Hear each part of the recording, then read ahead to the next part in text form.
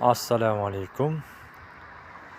Vaz Priora avtokөлігінде, яғни пеш ауыстырады кейбіреулері. Бірақ ыстық шықпайды. Оның бір себебінің бірі мына жердегі ыстық суыққа ауыстыратын пердесі кетіп қалады. Соған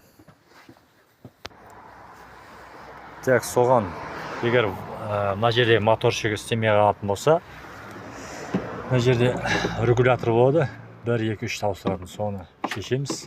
Мына жақта көрінеді мына жерде. Ұзындау ответкамен көтеріп, мына жерге қыстырып қоямыз. Ары қарай иншалла жылу шығатын болады.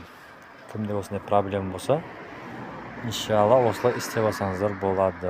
Аллах сіздеріңізге береке берсін, пайдалы етсін.